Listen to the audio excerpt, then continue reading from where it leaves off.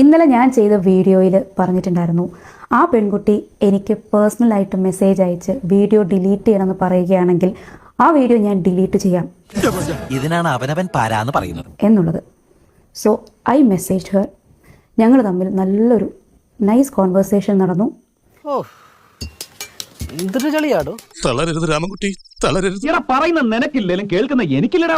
ആ കോൺവെർസേഷൻ ഇവിടെ കാണിക്കാൻ ഞാൻ ആഗ്രഹിക്കുന്നില്ല.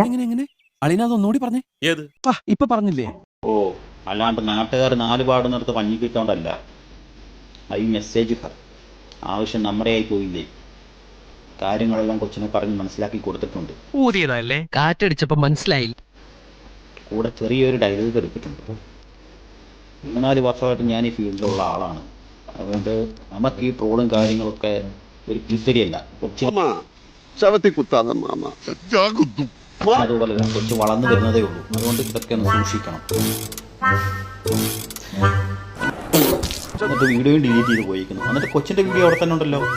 34 മില്യൺ വ്യൂസുള്ള വീഡിയോ അവിടെ തന്നെ കിടപ്പുണ്ട്. അതെന്താ ഡിലീറ്റ് ചെയ്യിപ്പിക്കാൻ? അതല്ലായിരുന്നു ഡിലീറ്റ് ചെയ്യിപ്പിക്കണ്ടേ? അതല്ല ഉദ്ദേശം. ഞാൻ തോറ്റു. പറഞ്ഞോണ്ട് നേരം പോയി അറിഞ്ഞില്ല. ഞാൻ പോട്ടാ.